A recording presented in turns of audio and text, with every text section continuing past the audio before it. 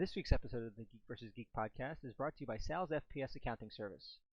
Is your gaming system living up to its full potential? Do you experience constant drops during your gaming sessions? With Sal's FPS accounting service, a team of highly trained professionals will search the dark reaches of your system to help find those lost frames and send that notification to you once they're found. Sal's FPS accounting service. Contact your local service provider for more information. Now, on with the show.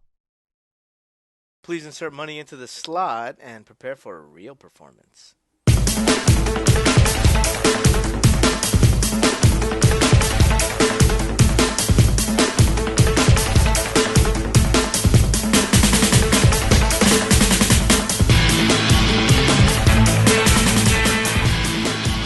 And welcome to the Geek vs. Geek podcast. I'm Joe. I'm Dan. I'm Mel. And I'm Ted. Yeah, we did it. Yeah, again, despite technical difficulties, we're still here. Oh my god, the technical difficulties. Woohoo! Welcome everybody to our E3 episode, which we are not going to start with video games, but some movie news, I believe. Yeah, some late-breaking new movie news. It's weird. I mean, you'd think that these movies that are set to come out in, short order would have their stuff together, but apparently, according to Variety, the starting off right off the top of the block is the two directors for the Han Solo spin-off have been fired. Fired, you say? Fired, not let go. Fired is the word. Aren't they shooting right now? Like, isn't They're that in an the odd middle time? of production. Isn't that an odd time to let go of a director or directors? It's happened before. There's precedent, good and bad. Meaning, there have been films that have survived it, and there have been films that have been scuttled by it. So we have to wait and see which one this is. But Phil Lord and Chris Miller are no longer working on the Han Solo spin-off movie. Now, refresh my memory. What are they known for? They're known for films like 21 Jump Street. Most recently, the Lego Movie was very successful for them. They're good filmmakers, but they're also known for more of an improvisational style to their work, and that seems to be the sticking point with Lucasfilm, is that despite warnings, they kept up a very loose and very improv central shooting style that they were accustomed to, despite the fact that you're dealing with a multi-billion-dollar franchise in Star Wars, and you kind of got to keep a tight ship. And when the screenwriter, who has a couple of Academy Awards, Lawrence Kasdan, who also wrote this one as his swan song because he's leaving.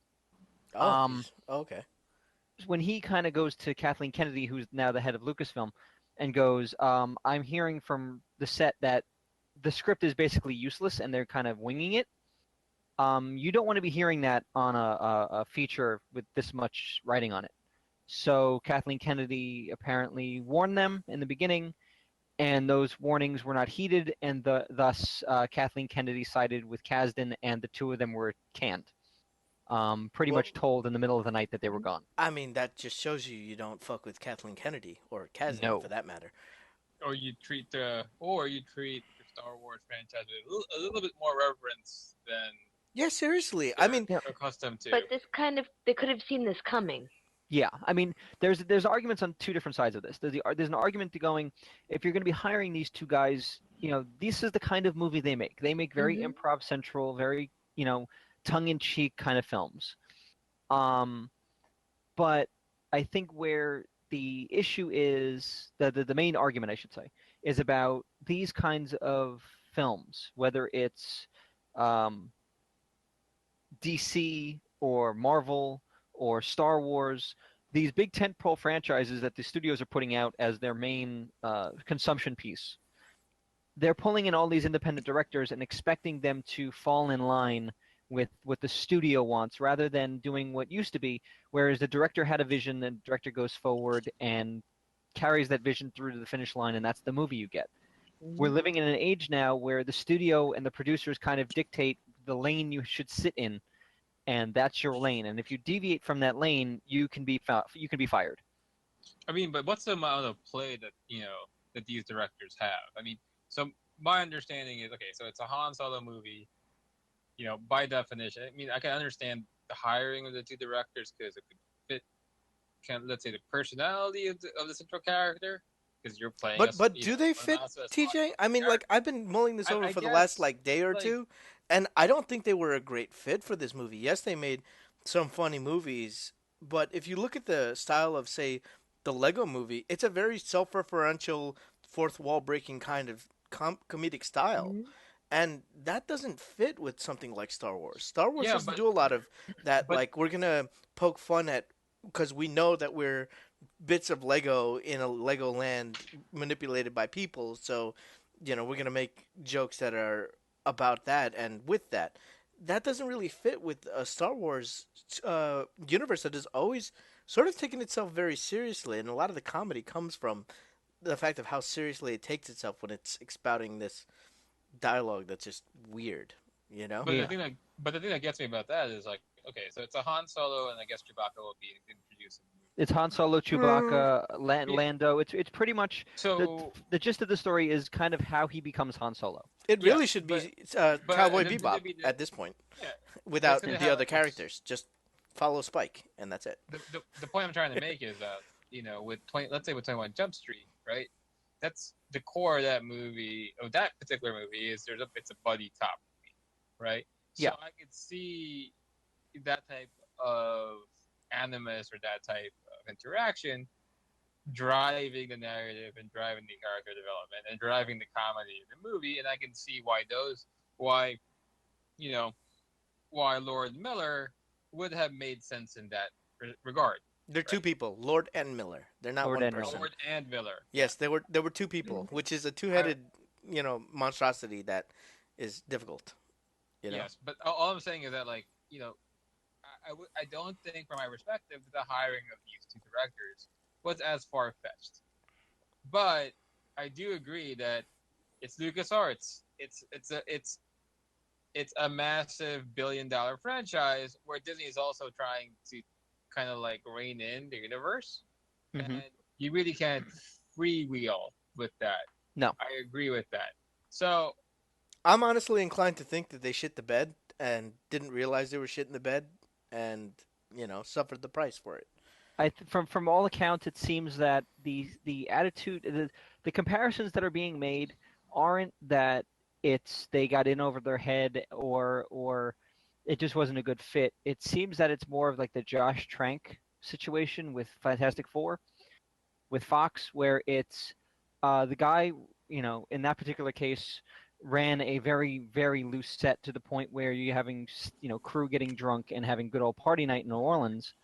And in this case, with Lord and Miller, there are some reports that the set control might not have been great, and that when you're trying to deal with things like potential spoilers or people leaking things, having a very loose set is not what you want on a big budget picture. Besides the fact that they were very, I guess, for lack of a better term, lackadaisical in terms of their consideration for what the studio thought. They kind of thumb their nose a bit at the studio.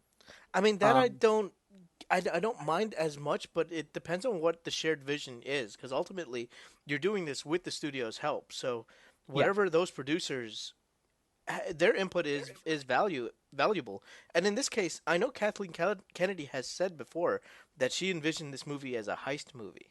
Hmm. And honestly, that's the Han Solo movie that I want.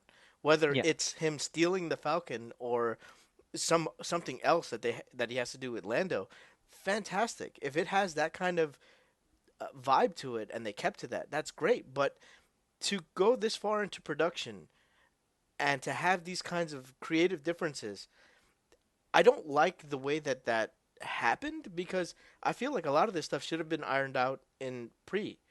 I And think what happened is they just got back off of a break, and so they had an opportunity to look at what was shot.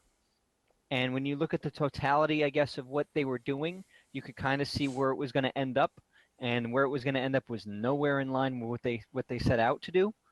I think again with that improv style, it's so you can agree on paper about what you want to do, but when you start getting into let's improvise a few shots here and there, and you start getting into the weeds of tossing the script out the window and kind of just winging it, now you're going so far off the page that a classy editor might not be able to bring it back. and like they did with Rogue One, where they just do a couple of small reshoots and they're able to just quietly hone the style and make it fit within the universe. This might Yeah. have been one of those things where it was an utter disaster.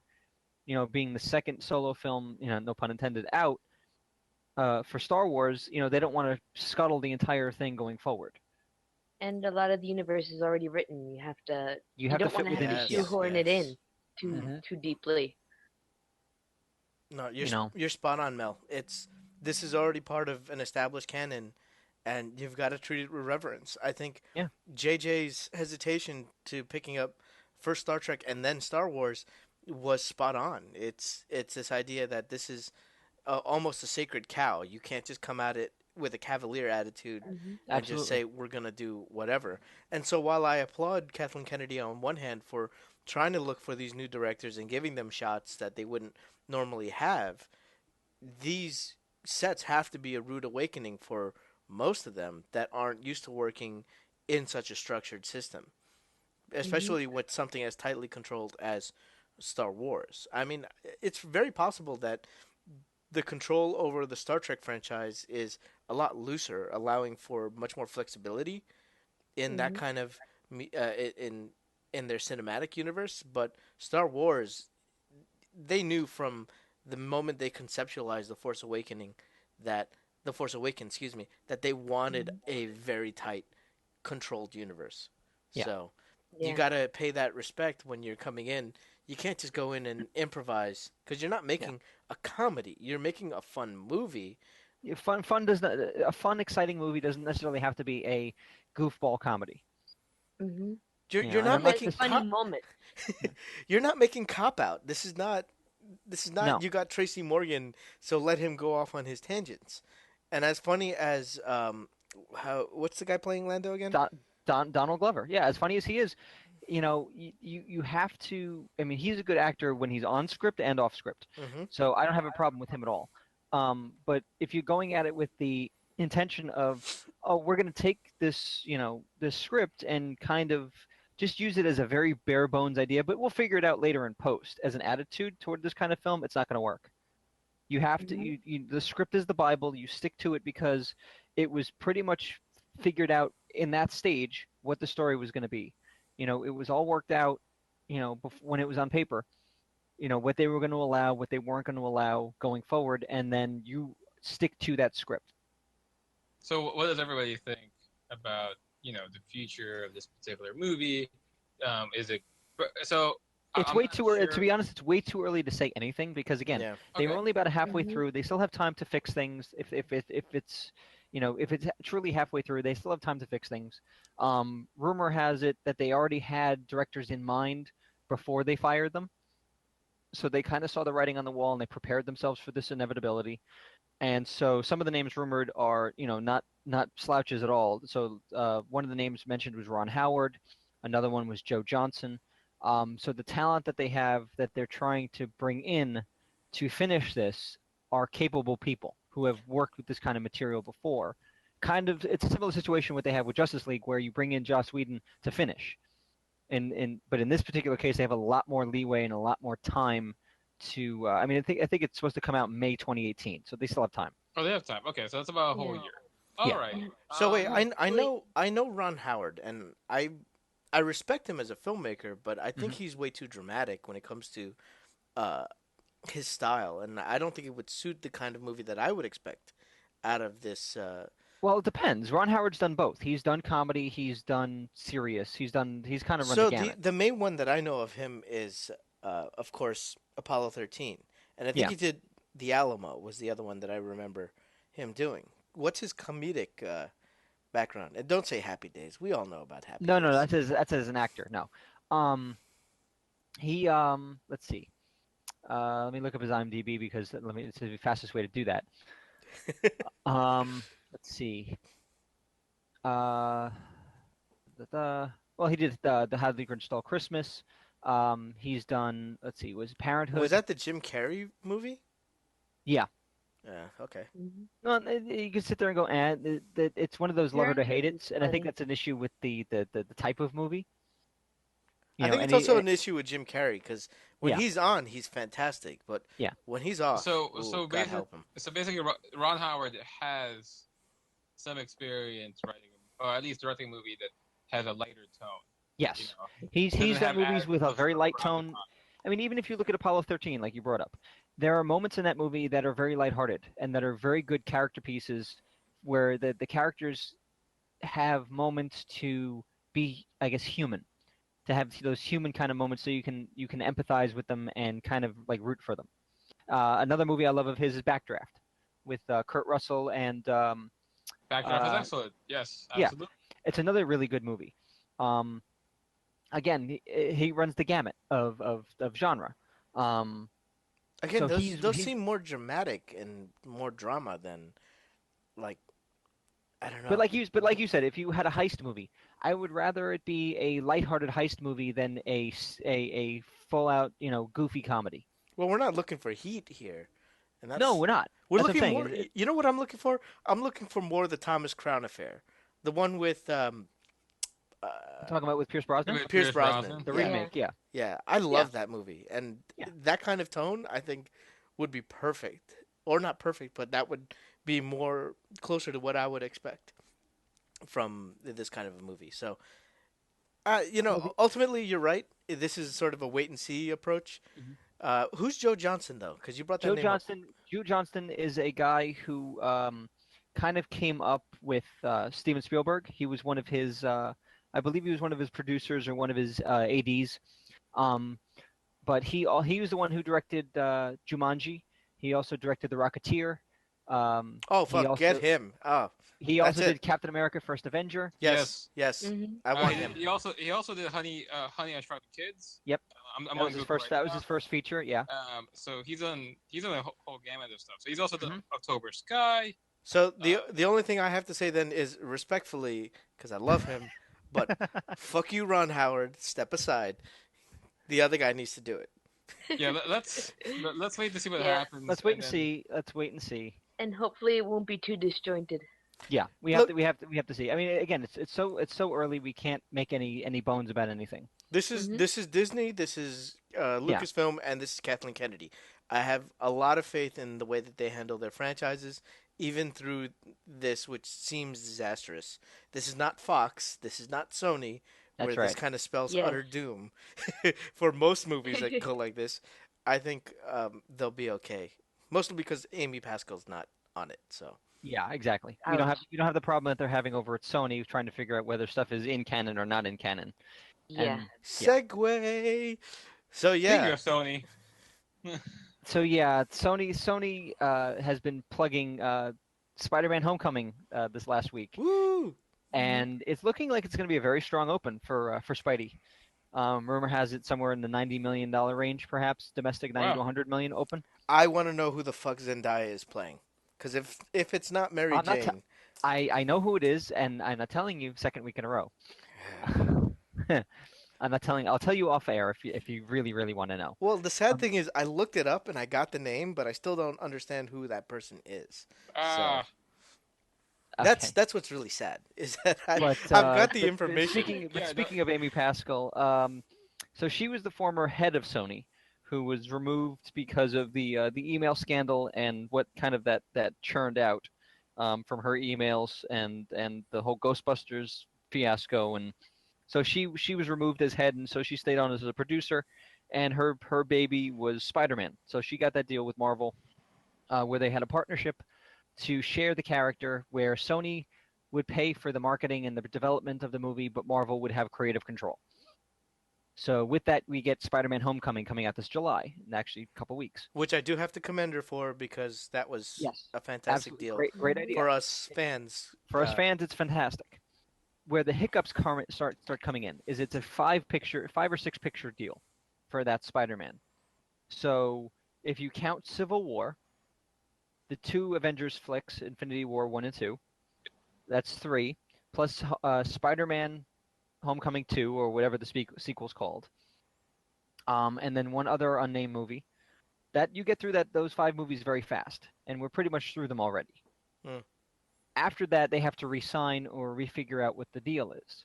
Now Sony is already starting to try to take this fervor for Spider-Man, so all the good reviews and all the good thoughts and all the good feelings that the fans have over Spider-Man, and they want to build out a universe for themselves.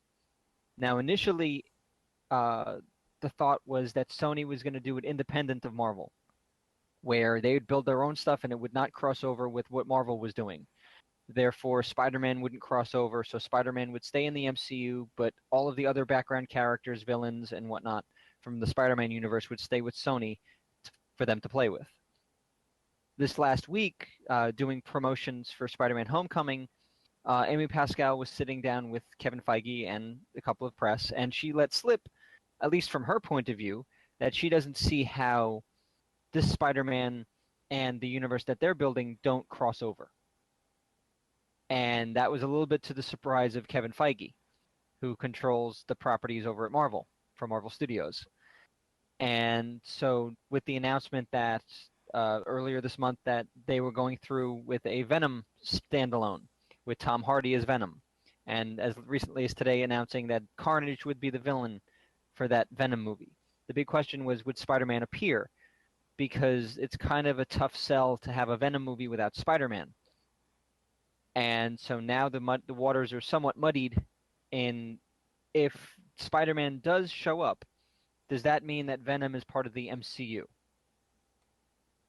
That's a tough call. That's a very tough call. And That it's needs not, to be discussed with Feige.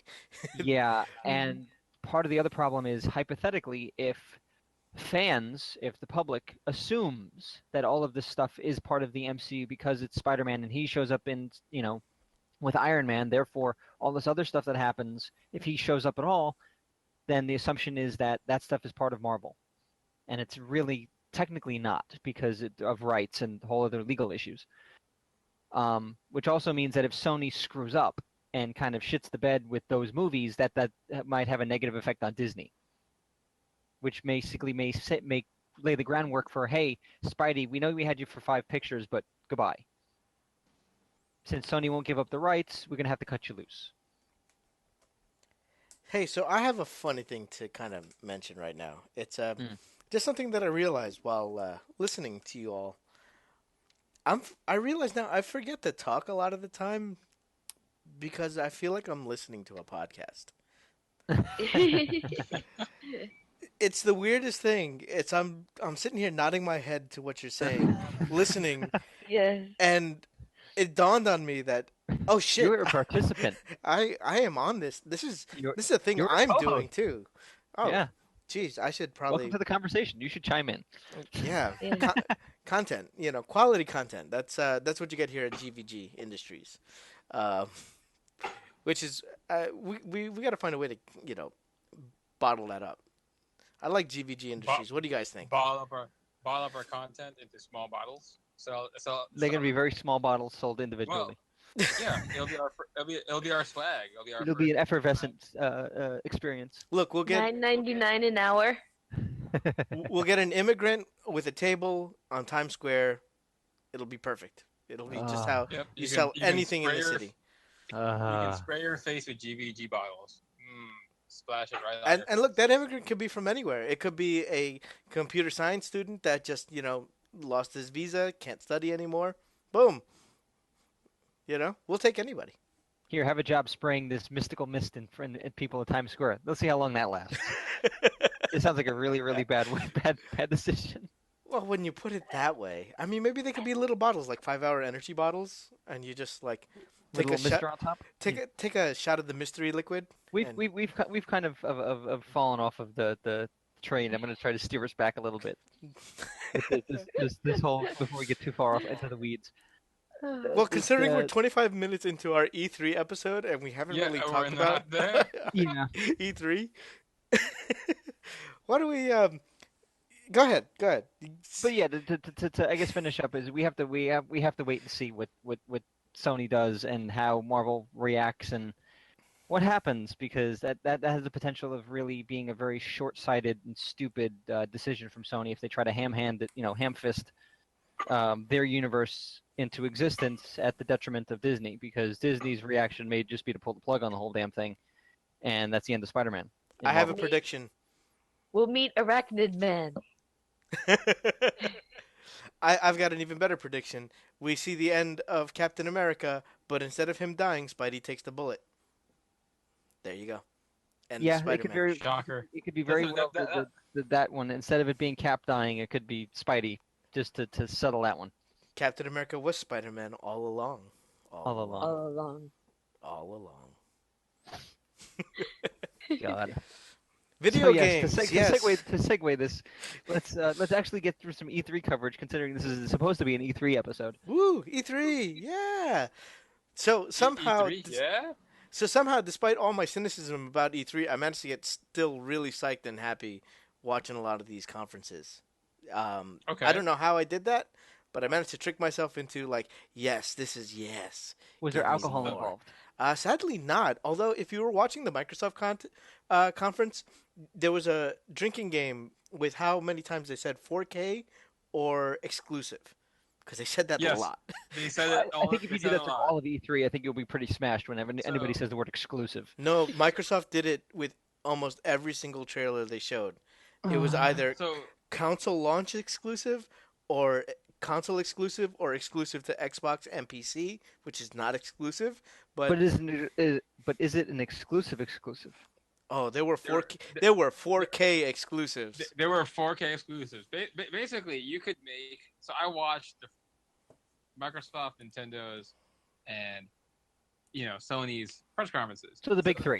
you had- your big three. So if you had a drinking game where from Microsoft, 4K, you drank a shot, and for Sony, VR, you drank a shot, and for Nintendo, I think Switch, the word Switch, you drank a shot, you'd be in the hospital bed right now. Because And for one, Bethesda, if you saw a lizard, you drank a shot. yes. Oh God. Oh, we'll Yeah, talk yeah. about the Bethesda lizard because that was probably the highlight of my show. Because, yeah. So why But don't we run down in a more or less orderly fashion? Let's start with EA. All All right. right. All right. EA had one of the weirdest fucking conferences I've seen in a while, and it wasn't that they had someone cringe like that Jamie Kennedy guy, making fun of the audience or anything like that. The problem is they leaned very heavily on what they called influencers. And this idea of we're going to center our coverage around these YouTube creators and Twitch personalities Twitch streamers. to yeah. show I our heard about game. this. And it's just really, really awful.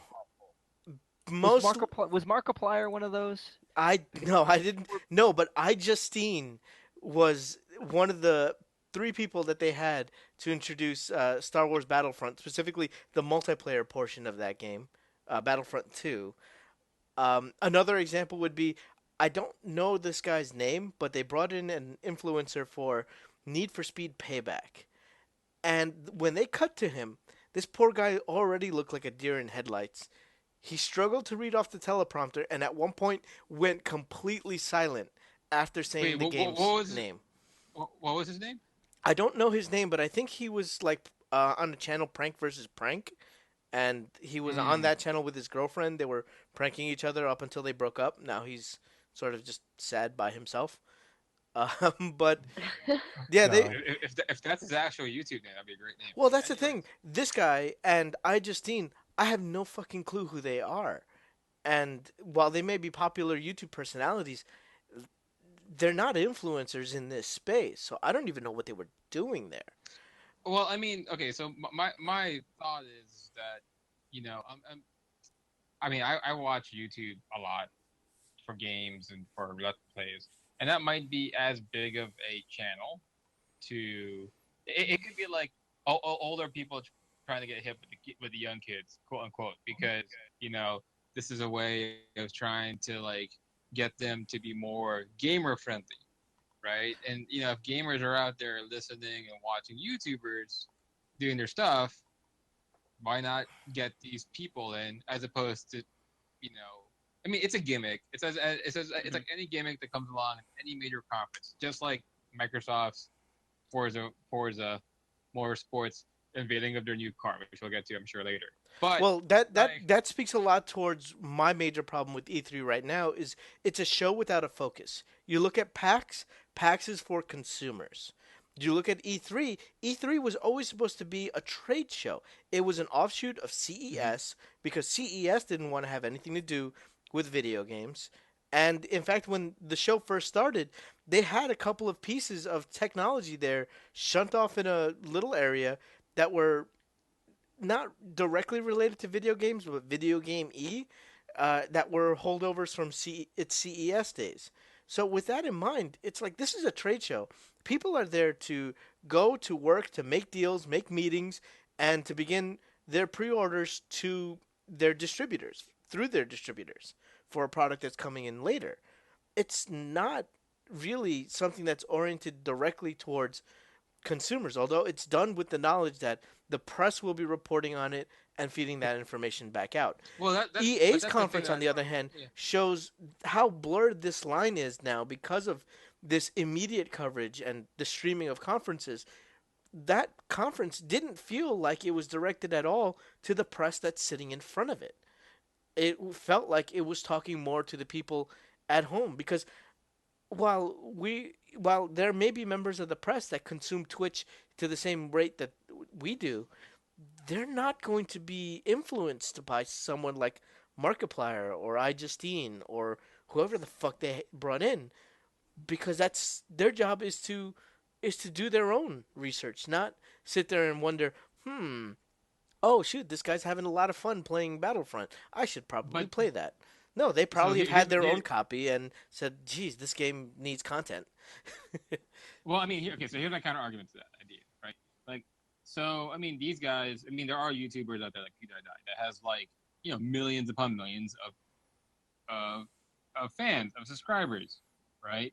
And I mean, not for nothing, that is a lot of people, right?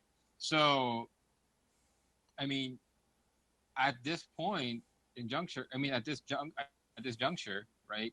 You could say that I mean, that YouTubers, dependent YouTubers or Twitch streamers or all these online personalities, they're already in that media space. They are in a similar or already greater media space than you know your normal quote unquote press had normally No, been I there, don't right? quite buy that. I think they're I do more. buy that. I think Joey, they're I more do buy centers that, for advertising than it is but it for. can be both. No, I And don't think it's both, No, man. it's not Because both. I do think. Wait, I no, do think because it's both. you Let have me hold because on. here's the thing: you've got Wait, two separate guys. arms of a video game company. You've got the marketeers and you've got the publicists. The publicists are going to deal with the gaming press and speak to them, but the marketers are the ones that are dealing with the influencers and giving them quote unquote free things in order for them to produce And, content for them. Because and I understand that, and but don't you can't tell me that and tell me that that doesn't happen in the games in the regular press industry as is or has been accusations. So media No, reporters because have with been with film reporters reviews, have yeah now I, okay so we're not talking about okay, film reviews we're talking about so media I want to know what like which press outlet, which gaming press outlet do you think is just a shill in an influencer style for the gaming community? I mean IGN, beforehand I would have what's that IGN, IGN, Game Yeah, Informer might have been. Game So there Informer. are actual. GameSpot. So there are yeah. So there Yeah. are actual like shills that's already present in print format. So what's the difference between those people and YouTubers? Well, I print is mean, a very even very fine word. yeah, but even There's then, a like huge problem. But I if you mean, talk to consider the way like that a even lot of the influencers operate. They don't necessarily tell you that they received the game for free in order to play it and say, "Hey, I'm having a great time with this." Whereas a lot of the other outlets are very critical of there the are copies that they receive. Getting a it review depends on the copy is game. very different from getting an influencer copy where you're awarded a game to make content, and as long as that content is peachy, you And continue to have a standing yeah, relationship with them. Whereas the And press but don't have an obligation to give a rosy synopsis of what's going on. Well, okay, honestly, so though, when was the last time you saw an honest negative review of a game where a game deserved it, where it was completely broken? A Because I've lot seen of broken. times. there's a lot of No. that. I think that part of the problem is that we, the way the gaming industry operates, they don't if the publisher feels that the game is at risk of being a bust, they won't release any reviews whatsoever, and they will rely heavily on marketing to get pre-order numbers up so that when it launches, they've made enough money to cover that loss. We're looking at And you, if Assassin's Creed. exactly. And we're looking at you also EA for that. Yes. Mhm. Again, this is EA, this is Ubisoft. There's a It's lot of all of them, companies yeah. that follow this, where it's they will plug the crap out of it up until release, and then after that they immediately walk away, going, we didn't realize we left you a shiny turd. You know, we had no No, way of telling you that it was going to be a shiny turd, except for the fact that, oh, I don't know, if they bothered trying to put out an honest review, they would have provided like they used to. This used to be a thing where they used to give a outlet um, access to a game, maybe not the full game, but enough of the game to get an idea and play it and let them give an honest response of what it is, so that the consumer knows what they're buying, and you Mhm. get a score, and the score would reflect from that perspective of whether or not you should spend your money on it, and the publisher should take that information and go, okay, this is where we went wrong, this is what we fix. Instead, right.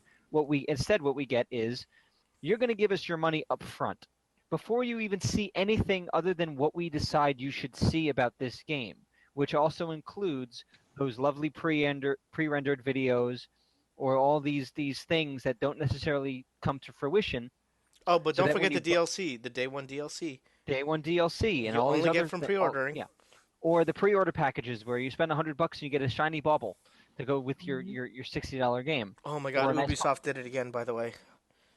Oh my But God. but to finish my thought real quick, it's just, when you have that kind of thing throughout the industry of, give me your money now, and don't worry whether it's a good game or a bad game, and when you buy it and get it and it's a crappy game, you sit there and you go, I got duped. Yeah. Okay. And I understand all of that. And let me just finish my thought here. Right Okay. there, YouTube influencers. I mean, it might not have been a great um, execution of the concept, but like YouTubers and all these online personalities already have things like NDAs that they sign. If you, depending on who you watch online and depending on the type of games that they play, for example, I watch Marvel Zero, I watch Enter Elysium. Those are two YouTubers who actually delve towards more paradox-based, the publisher paradox.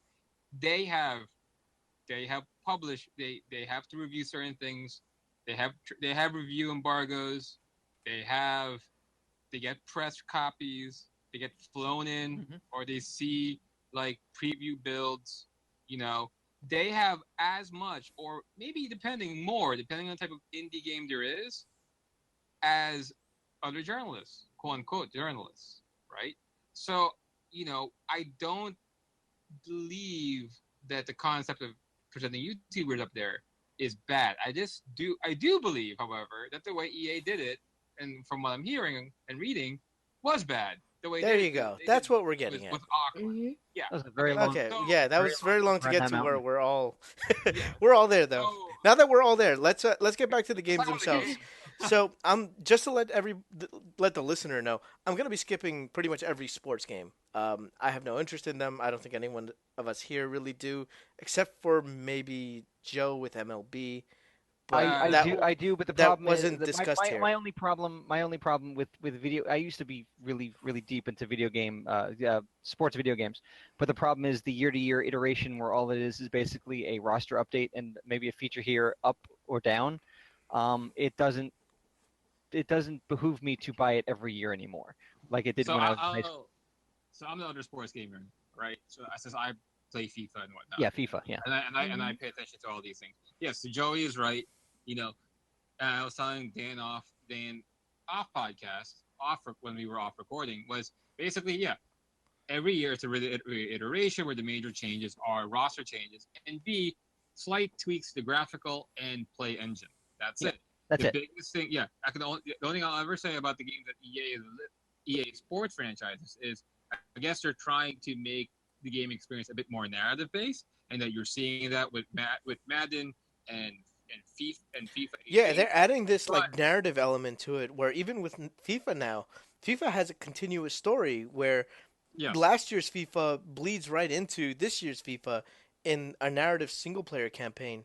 And how do you guys feel about that? Well, So Is that that's kind of a holdover. To me, that's a holdover from MLB because MLB several years ago introduced the show, which was you used to have, your standard. You had franchise mode and you had your basic play mode where they introduced this new thing where you can create your own player or pick a player to be drafted, who was in this year's draft class, and you could basically play as that person for a career mode. Um, and coming forward, the last few iterations that I've been playing, so you create a character Mhm. and you play as that character through the minor leagues into the pros and beyond. And if you continue with that character year to year, you can transfer that character over and continue that career. Where that's kind of, it sounds very much similar to what it sounds like FIFA's trying to do, where you kind of are forcing not forcing, but you're incentivizing the player to have a character that they carry over year to year yeah. with So those franchises. to touch on Joey's point, yeah. Yeah, So I'm a player. So you can make a player in a game, right? yeah, I've done that before, and that gives you an extra touch point to the game. I mean, yeah, the game is essentially spreadsheets and whatever, right? yeah, But like, you could, if you play the way I play it, I generate narratives in my head about how my character is going through, various franchises and blah blah blah throughout the game, and I'm like, I'm picturing, oh wow, my character is doing these amazing things. They're just, it's a way to try to encapsulate that in a more concrete way within the game. I haven't a need to play the feature to give a greater estimate about that. But I think I want to hold off on any type of conversation about this feature until I play it. And I guess maybe we should also like talk about the other games. I guess EA I'm put up very something fascinated out. with the hills you choose to die on tonight. But let's move on. So yeah. EA had 4 games of note that I thought were good to talk about. Uh, First up being Star Wars Battlefront 2. It looks pretty decent. They are expanding the content to bridge across all eras this time, Mhm. rather than Mhm. just having it be this really narrow focus that really didn't give you any content, so to speak. Yeah, That's the it looks like they took the criticism from the last iteration and they went, okay, so we're going to broaden out now that we have more time under the belt, and we're going to give you the Star Wars experience that we want the fan base to have, which is basically here's the prequels, here's the central trilogy, here's the future trilogy, and everybody go. And that's something I want to note across all of these conferences. One of the major things that I saw was that a lot of the games that they talked about this year come out this year. There was very few games that were forward looking to 2018, and I think that's fantastic to have the this show and everything you see. Most of it you can pick up very soon, and we'll get Yeah, more into that. no more looking at pipe dreams of stuff that may or may not happen 3 years down the line. It's the okay, here's all the stuff that you have coming out third quarter, fourth quarter, 2017, and first quarter 2018. Although we did get one of those, and I'm looking at you, Nintendo, but you're third on the list. So hold on a second. Yeah, So let's go down this list and Yeah, let's go. pick out like so the so top marks of each. Battlefront comes out on November 17th. We're getting a new Mhm. Need for Speed Payback. That comes out November 10th. More From like what burnout.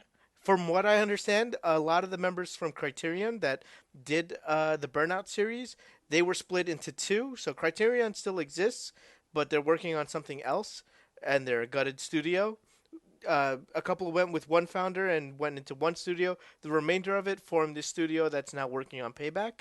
If you look at the videos of it, it's got a very Burnout feel, especially with car takedowns. Okay, Woohoo! And the narrative that's good. focus actually seems kind of neat. Speaking as a person whose last Need for Speed game was Hot Pursuit, way back in the 90s. Oh my God. Yeah, Yeah, the franchise. This is a franchise. This is a franchise reboot. yeah. I mean, they. I used to play it heavily too. I remember. I'm trying to remember what the last one was. It might have been Carbon. It might have been the last one I played. So if they do what they need to make this like something that's nice and picked up, cool. I'm all for that.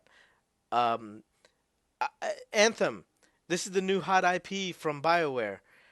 When they showed it at EA's conference, they literally only showed a teaser, which was weird because we did get a full like 10-minute playthrough of the game at Microsoft's conference much later on. That might be another one of those exclusives. It is an I just exclusive. want to say. But it's not. Um, It's not exclusive to Microsoft. It is a multi-platform game. Um, Oops, I'm wrong. My bad. exactly. Not the first time ever that I'm gonna be wrong. So this one's coming out in fall of 2018. For me, I would describe it as Iron Man Destiny. Yes, I agree. So the first thing that Flying popped in my jetpacks. Yep. yeah, the first thing that popped in my head was it's Destiny with jetpacks. Oh, and they go underwater, and There's a lot about yeah, it that I like, but that's it. It also reminds me a little bit of the tech tier stuff in Arc. Just saying. Yeah, mm. yeah.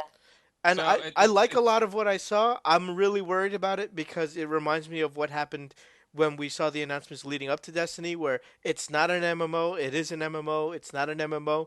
MMO carries a lot of baggage with it in terms of what people would expect, system wise, that should be in a game like this.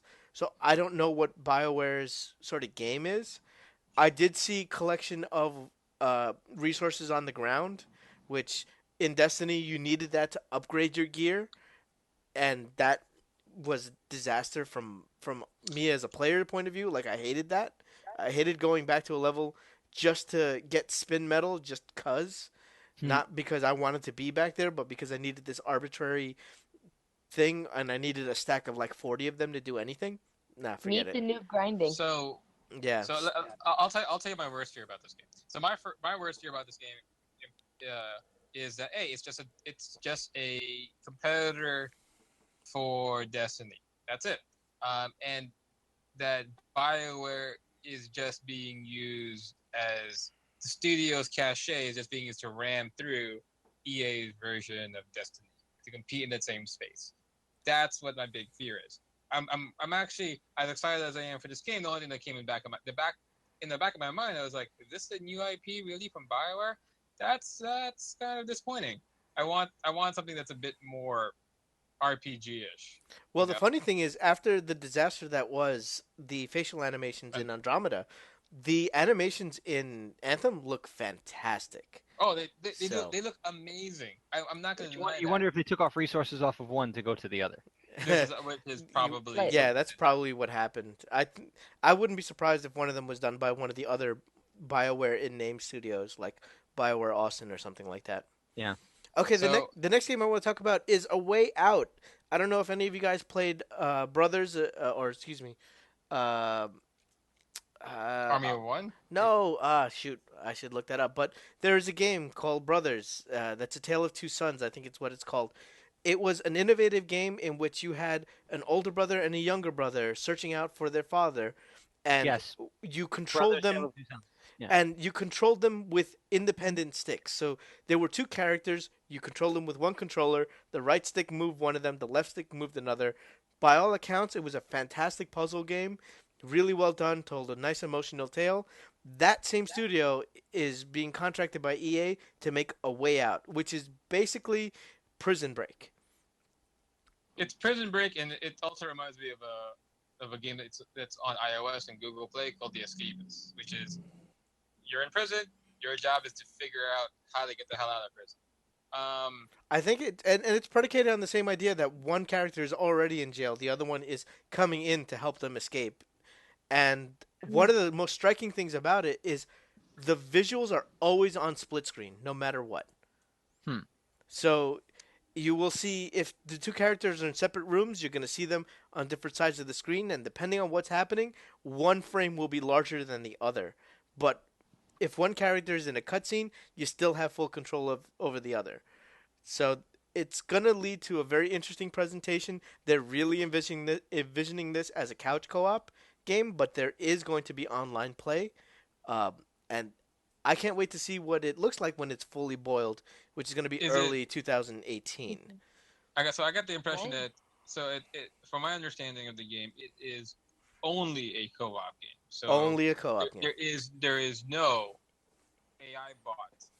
And I'm sure that might get modded in or hacked in, but by some by enterprising people in the future. But as of now, it is you can only play it with two people. It cannot be played by yourself. So you can't play with yourself no matter how hard you try. So yeah, so I'm not sure. Yeah, I know, but Self-discovery is the only way to Nirvana, Ted. Yes. So I've heard. I practice onanism greatly, and Congratulations. Oh, I'm referring to a particular movie. Um, but all I'm trying to say is that Yeah. I'm not sure what I think of that. I don't think that's the greatest idea in the world, and that could actually be a design idea that could sink the game. But it's a good idea. It comes from and EA is taking a chance with this, so kudos Hmm. for them. So so moving on to Ubisoft, the main thing I want to talk about here is Ubisoft sold me a Switch because without them, I wouldn't even consider buying this damn console. Mario and Rabbids Kingdom Battle, Oh August yes. 29th. It is Hmm. a fucking XCOM game light that actually does some different things with it that I really like about it. There is this idea that they put in place where if you have enough movement allowance, you can actually tackle an enemy, still move behind cover, and then shoot them. Which is that's pretty cool. which is like, hey, yeah, if you've got enough room, yeah, why not get a little up close and personal, get a little free knock on them, and then, run back to cover and then keep firing.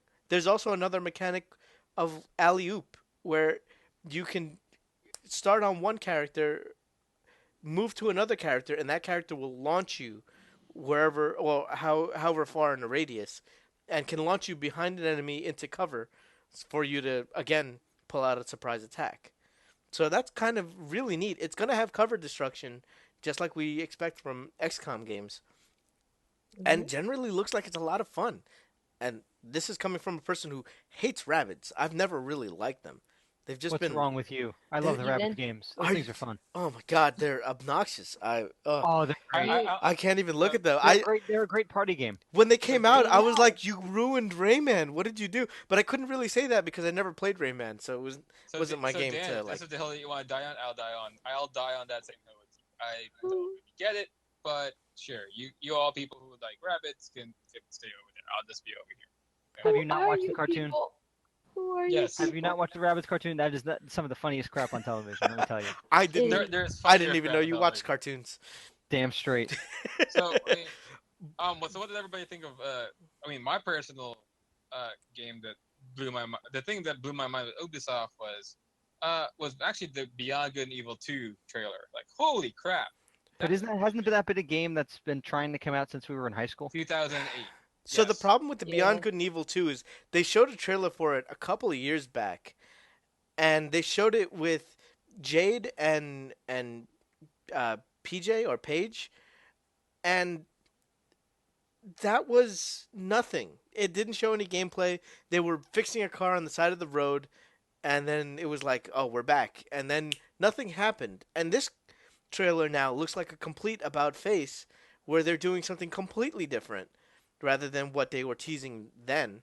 So it's So kind of like the situation they had with Duke Nukem. yeah, so Mhm. this game they're they were speculating leading up to it that it was going to be an exclusive to Switch. The problem is that according to the Michel Ancel, I think is the guy's name from Ubisoft, he says that the game is not even in the beginning stages of production. So we really got nothing. We got that they're considering it and that it's much hype, and the monkey was very sweary, and so was the pig. But aside from the admittedly cool uh, Fifth Element vibe to the whole trailer, It like has a very good film I'm vibe. Yeah. I'm I'm really I don't know. Your skeptical hats on. Is that what you're trying to tell me? Uh, Because it's still not on my radar. Look, I'd never okay. played Beyond Good and Evil. I watched a bit of a playthrough in the early game, and the game did not get its hooks in me in terms of something I could watch or something that I might enjoy playing.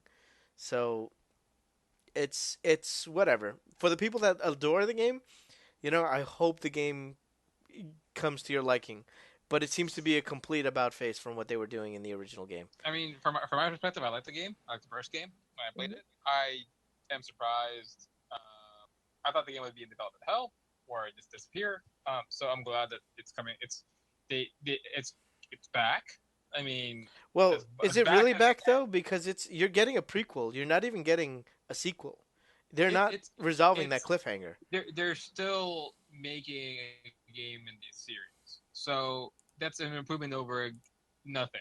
Um, let me just say that. Let me just say that. Mhm. Yes, my optimism hat. I'm a bit more optimistic about this, and I will say this after watching the trailer again today. So I have Rosie shine like I just got blown away by the spectacle of the trailer. So if that's what the trailer's job is to do, is to get me hyped up for the game that hasn't yet been that's possibly in development. I'm hoping it's done its job. Um, but I will keep tabs on this particular game for the future. All right, so I'm gonna move along. We have Assassin's Creed Origin coming out October 27th. Woo! It's bird drone season, so I mean, Yes, Mhm. It's Ghost Recon Assassin's Creed style. oh god, they really mucked up that series. I haven't liked it since Assassin's Creed 2. So, and then we got Far Cry 5 coming on February 27th, Is that the one 2018. that's supposed to be Far Cry America?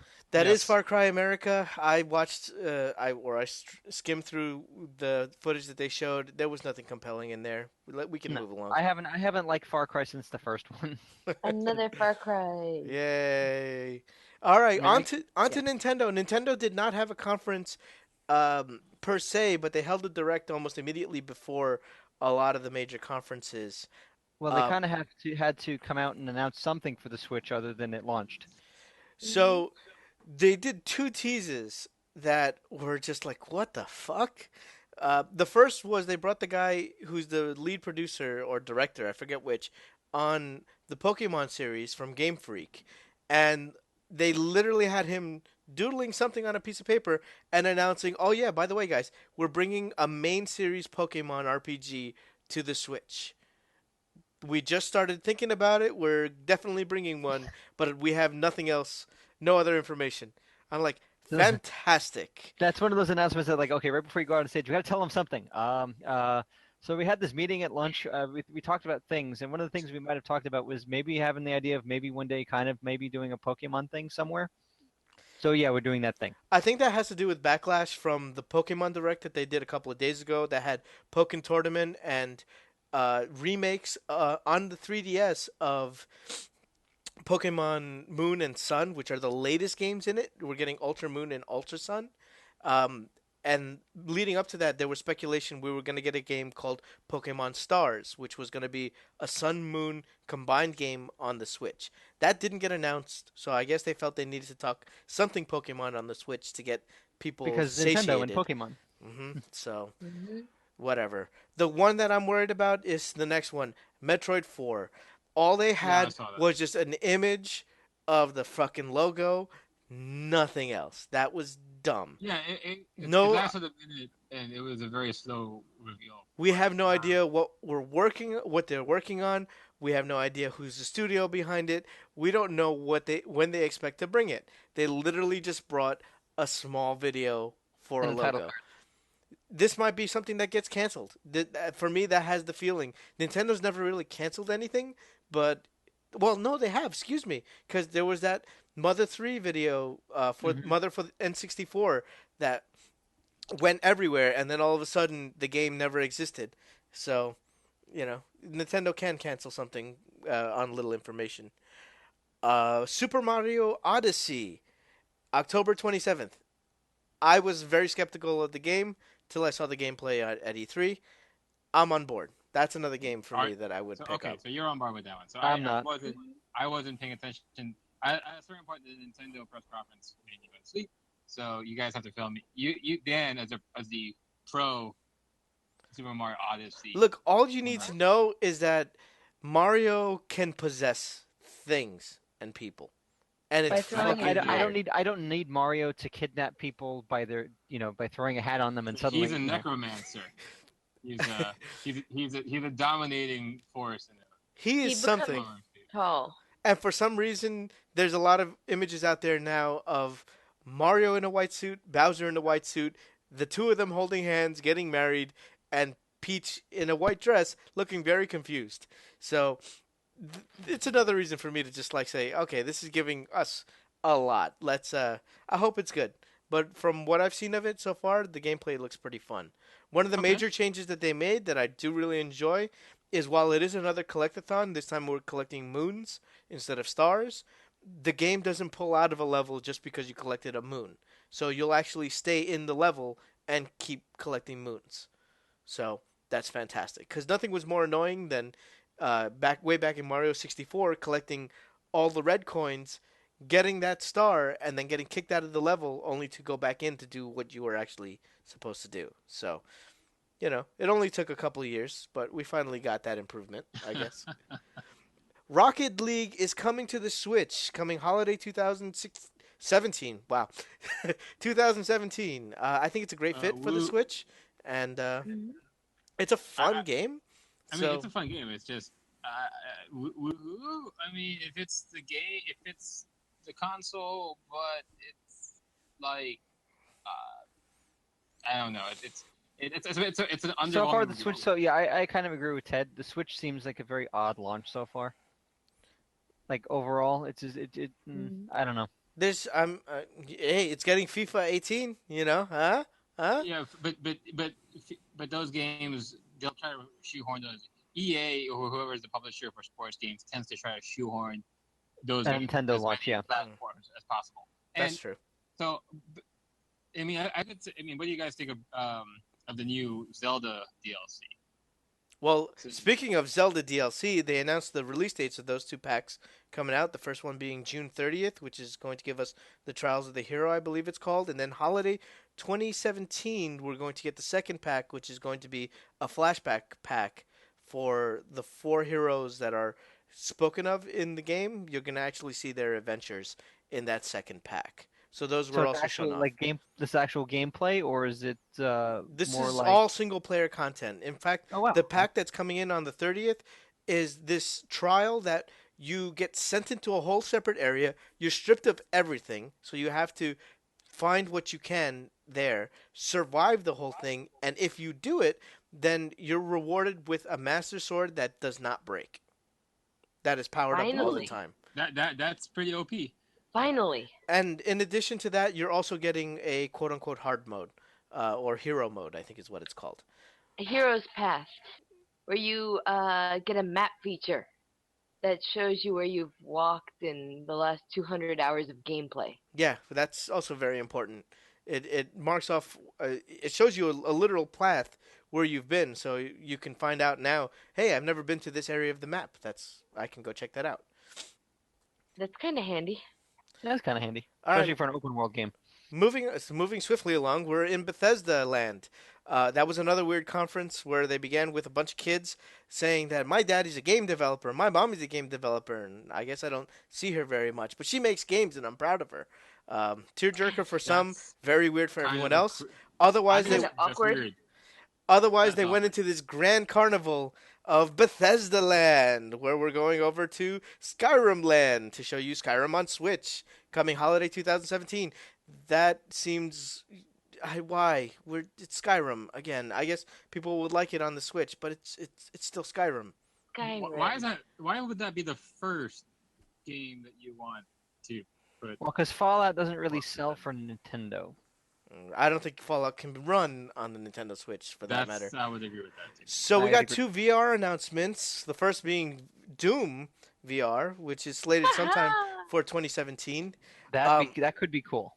That would so be awesome. to combat the nausea that you're gonna get playing regular first person shooters in VR, the way they're handling it is that you have this disc mechanic that you throw it and you teleport to that spot. You're going to So have limited mobility in terms of dodging, but your major movement is going to be through tossing this disc. One of the things you can do is how Doom has those glory kills when the enemy is turning yellow. Yeah. You could Yeah. throw that disc at the enemy and basically teleport into it and explode it. but So, can't they just sell you Dramamine with it? good luck with that one. No, just an IV drip. That's all. Although someone online was talking about an idea of you being too drunk to play VR, so it's like you must be this sober to play certain VR games without throwing up. That could be Yeah. interesting. That could be a thing. I just want to know if they're going to give you a chainsaw with it. Can you Please play that do. level with That'd be Doom VR with amazing. a chainsaw? But Yeah. the notable thing about this is that you will not be playing as the Doom Marine. You are still playing as somebody, but they haven't really spoken about who that's going to be. Oh, Oh, what's much funny? disappoint. Damn Uh, it, VR. Fallout Ruin, 4 ruin. VR for you Fallout 4 heads. October 2017 is when we're going to get that, but that one's going to be a much more traditional affair where you will be moving with the keyboard in a more traditional way. This is how a lot of people throw up, so I don't know how they're mitigating that. Who knows? VR. I VR don't know is enough about mitigated. VR to speak on it. It's a lot of what Stim I packs hear him is in. that if you just did a regular FPS game with a VR headset, you're moving in a way that your brain can't compensate. And good night, good night, Yeah, gentlemen. Yeah. so I stim think it also packs has to do and with frame count. Mentats. That's what you need. Well, yes, frame count's also with it. Yeah. One of the VR. notable announcements has been The Evil Within 2. That's coming out October 13th. That was The Evil Within, of course, was a game from game director Shinji Mikami, who is of Resident Evil fame. He defected from Capcom and was given his own work there at Bethesda. The Evil Within was a very weird game that put a lot of emphasis in the early game of not being seen, and so you lost this ability of fighting back. So Yeah. it was met with mixed reviews, although there are people that really like it.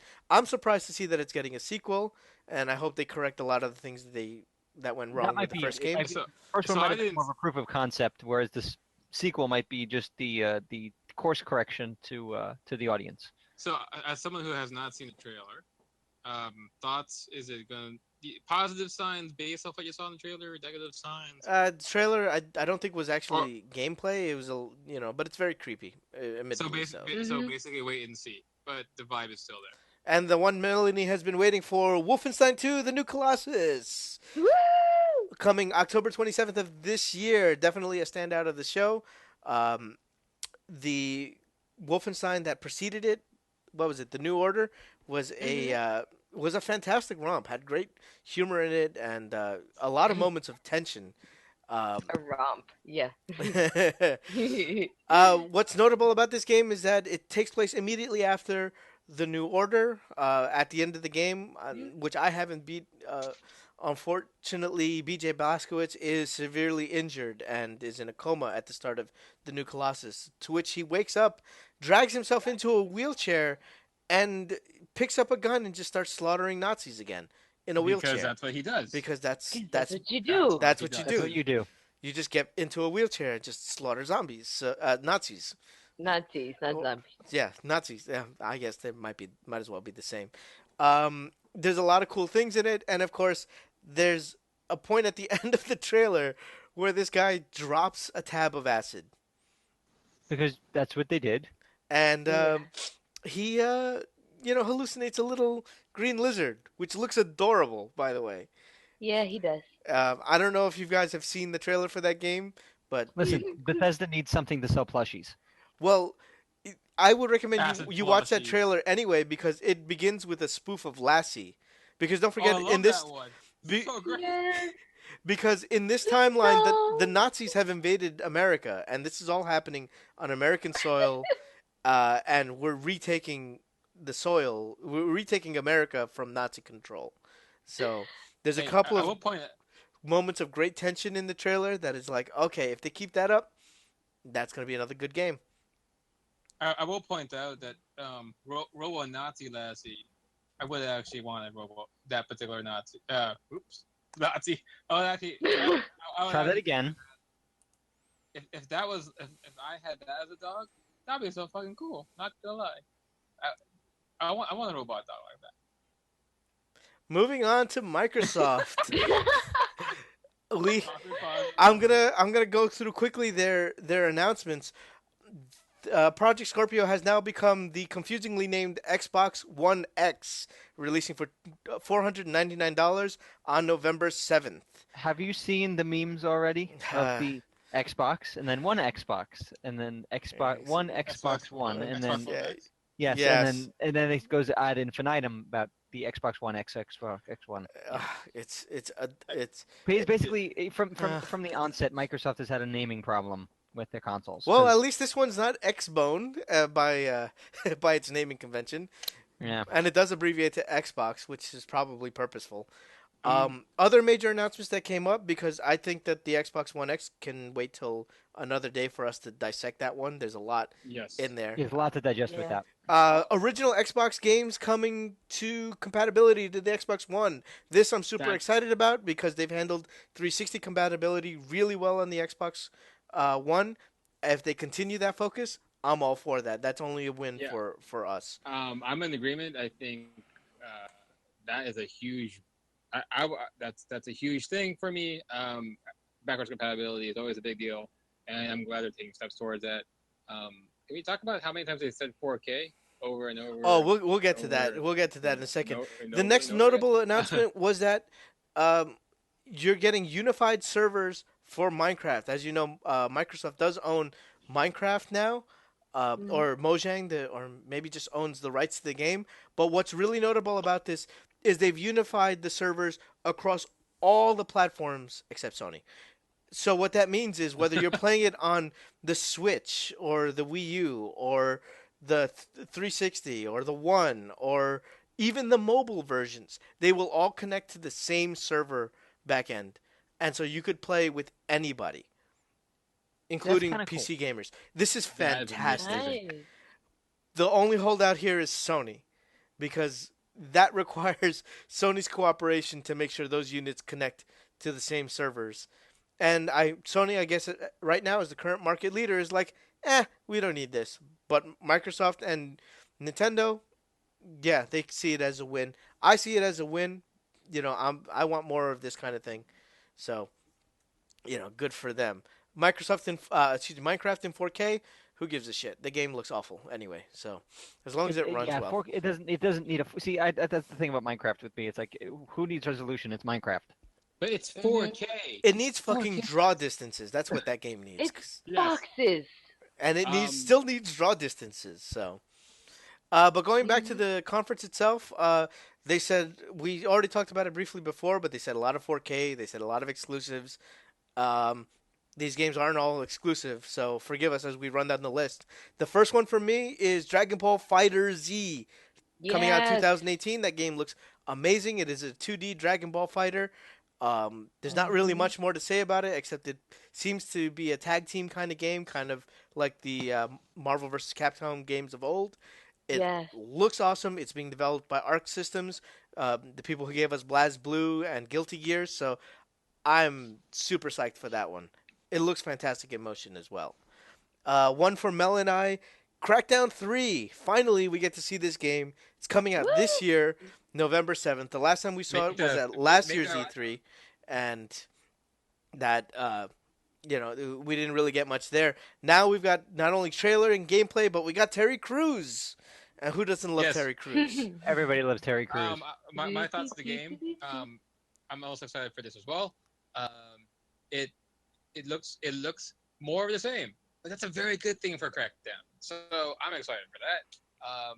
So as long as there are no hopped up zombie like things like in Crackdown 2, I'm curious to see if they retain the aiming system from the first Crackdown, which is what made me enjoy it so much. Where you Yes. aimed, you got specific to the head, you waited till the circle got really tiny, and you blew people away. That's that's what I'm wondering if they're retaining. So Yes. we'll wait and see. For those of us who played Shadow of Mordor, I don't know how many of us there are, but we're getting Middle Earth Shadow of War on October 10th. The game looks pretty good. It's an iteration on the Nemesis system from what they had before, where in the last game you could subjugate orcs and bring them part of your army. Now they'll actually have a full-on system where they can and will betray you if they don't like what you're doing or if you've caused their brother to be killed or what have you. There are more interconnections for more personal stories of just your adventures, which is I'm all for that. It's a bitch of a system to implement, I could imagine, but um, But I've had you a don't lot of want your fun with it. minions. You don't want your minions to have too much of a personal life. Well, that's why I Yeah. slaughtered every single orc I came across when I went through my Isn't that your playthrough. job anyway, as a ranger, to slaughter orcs? Yeah, but I mean, you could also subjugate them, and they give you helpful information or fight with you, and sometimes that's necessary. Like you could have a bodyguard in this new game, and call him when you need him. Um, but it's going to be fun to see where they spread that system out and really see it. And from what it sounds like, a lot of the people that have their hands on it right now, they're really enjoying their time. Next up is a title from Rare. We haven't heard from Rare in a very long time. It is Sea of Thieves, coming out in 2017 sometime. It it is a fantastic pirate game. That have you all had a chance to take a look at it? Because it's So really I've seen difficult I've to seen the No, I trailer. describe. haven't. I haven't had a I've chance seen the yet. trailer multiple times. Joey, did you see it? No, I haven't seen it yet. So it's pretty much you have a over voice narrating your first person perspective.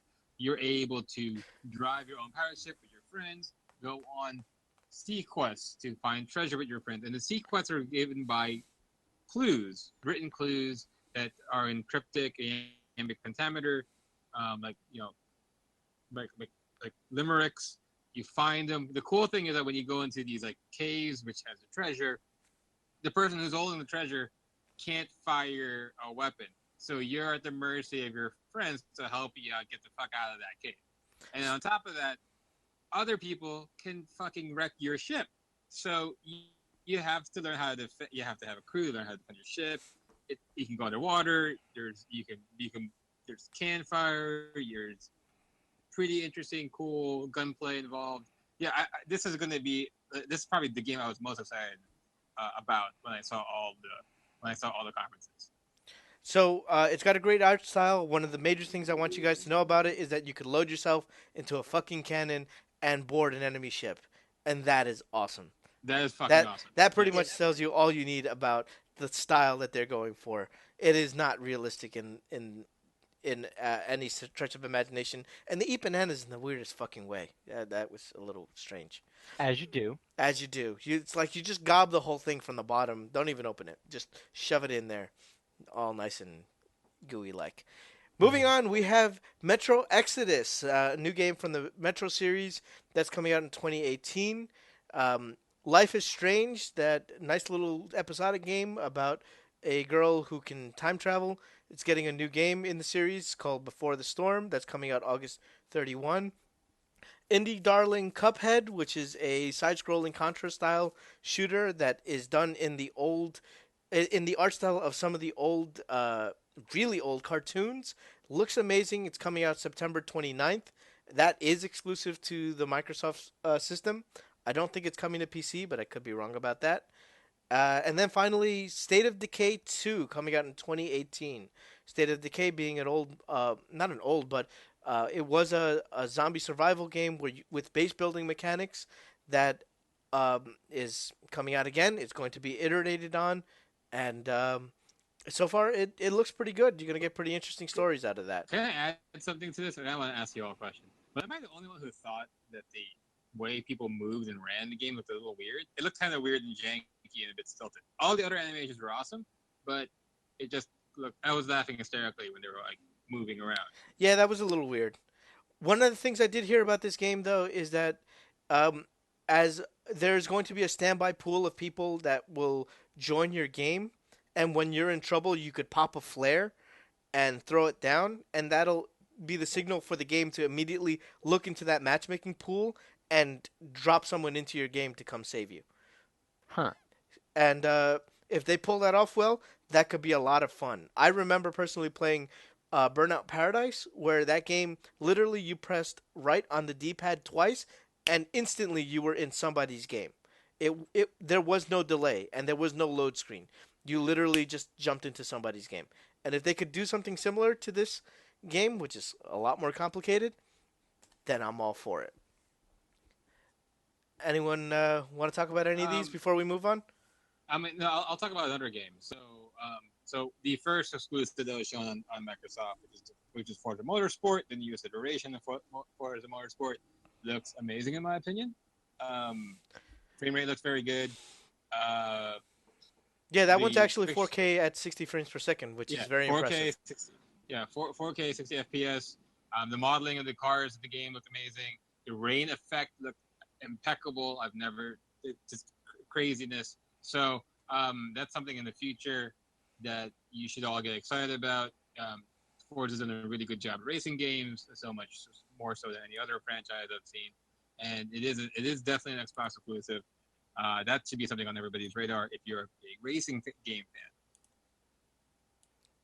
Yeah, absolutely. I think, coming from somebody who used to be a gigantic Gran Turismo fan for driving, Forza's done a much better job of late of bringing that driving experience to someone sitting at home. And I think that series has done a lot has done a lot in a very short amount of time to kind of overtake to take over that genre, the driving sim. Although Gran Turismo Sport, I believe, is still around the corner, and that's going to be one to look out for, definitely. Maybe. We'll Moving see. on to Sony. Sony was their conference was pretty much game after game after game after game, which again nobody dislikes. Show us the games. That's what we're here for. You I'm mean, gonna just skip through it rather than list all of them like before because we are running out of time. Um, First up, I want to talk about is Spider-Man coming June 30th, 2018. That game looks like Arkham by way of Spider-Man, and I don't mind that. It looks like a lot of fun. Do A you lot guys? of the Spider-Man games have been fun and have been great. Yeah, this one That actually, one looks really good. yeah, it looks fantastic. The cutscene they showed with a lot of QTEs, I actually didn't mind the QTEs. I No, didn't mind them back in God of War. I still don't mind them now, as long as they're done right. So, uh, then they showed off Dad of War again, God of War 4, I guess. That's yeah, coming early 2018. That game looks like a lot of fun. It looks like it's not an escort mission, which is what I was worried about. It doesn't look like you have to worry that this kid is going to get squashed while you kill the giants. So, you know, that's that's a plus. that's a big plus. Then we have Uncharted: The Lost Legacy coming out August 22nd. Uh, I just watched the trailer of that before we went live, and that game looks like a lot of fun. It retains it a looks lot good. of the it retains a lot of the tone and discussion that we had with Nathan Drake without Nathan Drake, which I thought was fantastic. And considering they closed off his story, it's good that we can still get something in that series without having to focus on Drake or bring him back out of retirement. So we Is don't. this a prequel or is this? I don't Sorry know, but to it's interrupt. focused on Chloe, and I don't remember the other girl's name, or maybe I'm Okay. mixing games. So, uh, but definitely check that out if you guys haven't. I think it's going to be a great addition to the series. Detroit Become Human. That's coming out in 2018. Did any of you guys play Beyond Two Souls or any of David Cage's games? No, I No, have I not. did see the Heavy trailer No. Rain. for this. So this game is built on player choice. You have a situation. You can literally approach it any way that you want. Within the game's reason. It is not an action game. It is basically a evolution of the point and click adventure where you're Hmm. getting information of your surroundings and then finding the best way to tackle a situation. And they showed an early trailer of this last year where it showed a standoff situation that could be resolved in a number of different ways. This time they showed off a section where you're liberating androids from their shop, basically where they're being sold, and having to deal with police presence and riots and the like. The game looks good, story wise, content wise. It's a very sci-fi universe. I can't wait to get more information about it myself. It just So seeing the trailer, it absolutely looks stunning. it looked. So I saw the trailer. I was a bit underwhelmed. I personally, I was. I'm curious more about. I'm curious about the game and the fact that you said that it was more of a. I wouldn't say it's a. You said more of a point and click kind of adventure game, or is it, or is a. It's an evolution It's of an that. evolution of it. Yeah. So, um, It's got a lot of the the, same sensibilities in terms of like you don't have a situation where you're running down the street fighting bad dudes as you're moving from one place to another. It's more focused on what's happening in that area and finding information and clues to inform your decisions.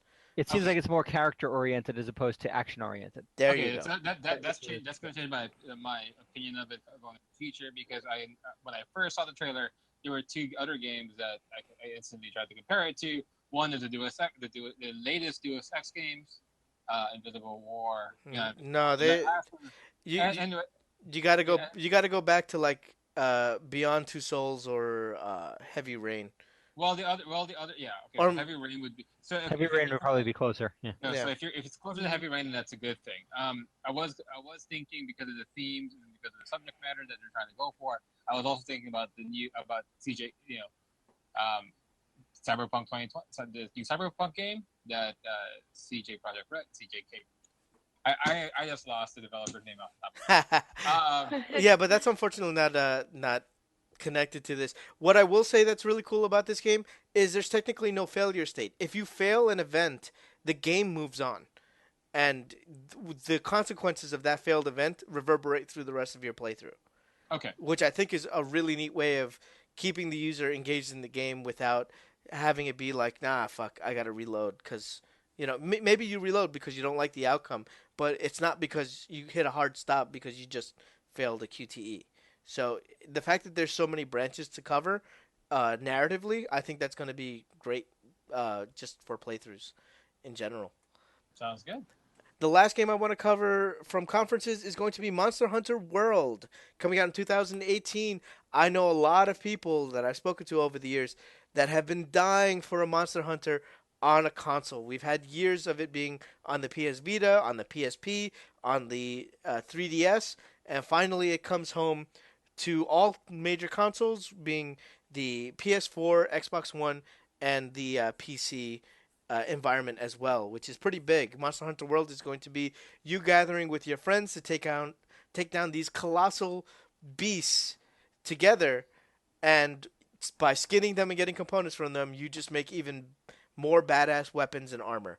It's just an armor grind. It's a loot grind, but but the way you take down these monsters are cool and clever, and you literally hunt them. You lay traps, Yes. you lay out bait, you draw them out of caves into open areas to fight them better. It's got a lot of It, cool things that could work in a cooperative environment. So I the mean, fact that I it's coming played. back to consoles where it's much easier to get a game or that infrastructure is better, very cool. I mean, I played the game. I played the last Monster Hunter on iOS. So I'm excited to play this one. So yeah, I mean, it might not be for everyone's. It might not be everyone's cup of tea, but for those who love the series, it's going to be gold for them. So for Mel's sake, I just want to touch on one more conference, and that's going to be Devolver Digital's conference.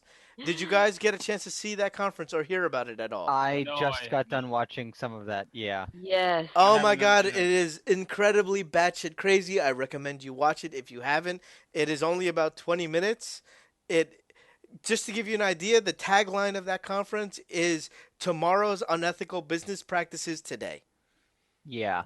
And That was like this is what not to do at a conference. well, that's the thing about it is Devolver has always been sort of the anti-publisher that's Yeah. mwah, with all of their content to the point where they're engaging with other content creators like, "Hey, we're going to have something to show. Go ahead and snark on it all you want.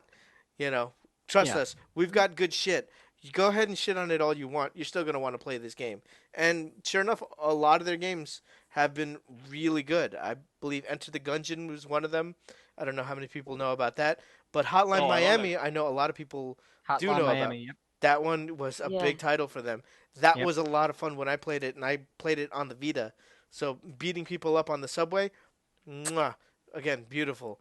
And much like Adult Swim, they're putting out these titles that are really weird, but really tight and really well made. They're earning their stripes, and they're just this whole conference is a giant fuck you to Activision and everyone else that sat there and actually did an actual conference. So The new Ruiner looks pretty good, and the new Serious Sam looks like a good shooter too. Top down, but Ruiner looks good too. which one was Ruiner again?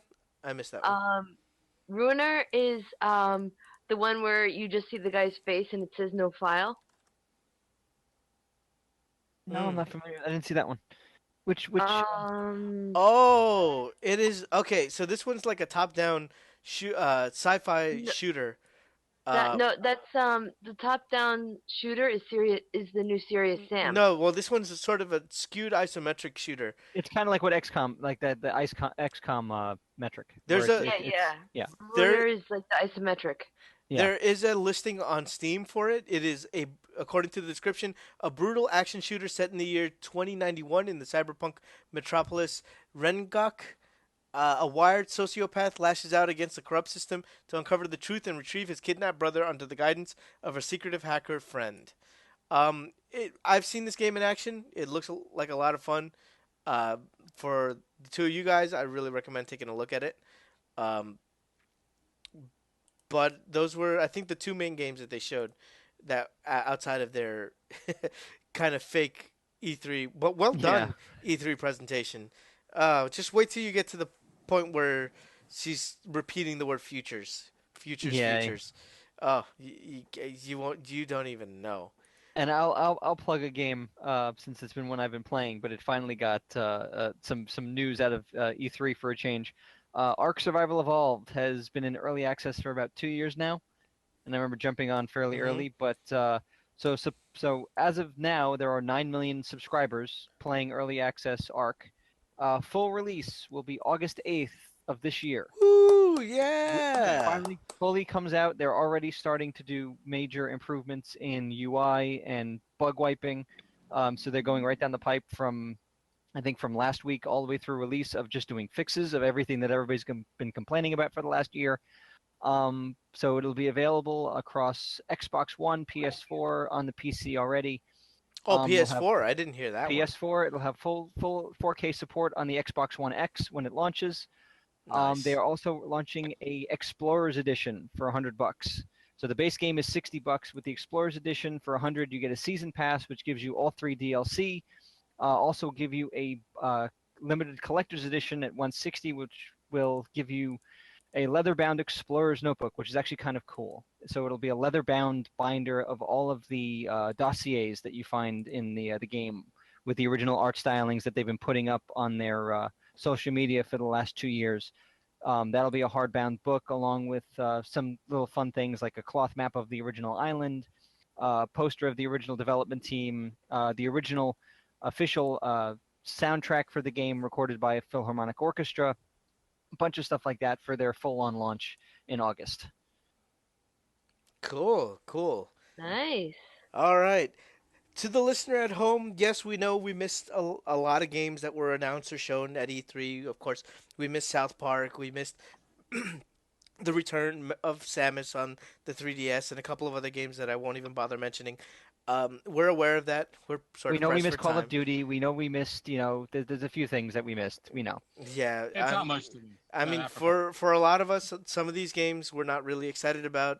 For others, we are excited about it, but I had to keep moving, so they just got missed. As the year goes on, of course, we'll talk about these games. Yeah, when Uh, stuff comes, when we get more information, or we actually get some more details to get excited about other than the announcements. We'll bring all that stuff to you I as soon mean, as we know. and don't forget, guys, some of it, we just don't care about anymore. I Yeah, like the fact that PUBG is coming to the Xbox One, but it doesn't matter because I have it for the PC, and that's where I'm going to be playing it. yeah, So it's great on one hand, but it doesn't matter to me. So hence why I'll just talk about PUBG, but I'm not going to mention it except for here that it's coming. So, yeah. you know, hate us, love us. Sorry, this is the content you get. If you bothered to listen this far, and we've gotten a little long on this particular episode, but we're covering a lot. But if you listen this far, thank you. I'm exhausted. Good. You did a lot of work this episode. Yes. Yes, you It was did. actually nice being able to sit back and listen. It was actually kind of fun. Hmm. Oh, what did I say earlier about remembering that I'm on a podcast? Jesus. Yeah, see, you gathered yourself pretty well. You did a good job there, buddy. Dabba dabba. Yep, jabber on. All right, take us away, Joe. All right. So that'll be this week's episode of the Geek versus Geek podcast. For Geek versus Geek podcast, I'm Joe. I'm Dan. I'm Mel. I'm Ted. All right, thanks. Talk to you guys next week. Bye.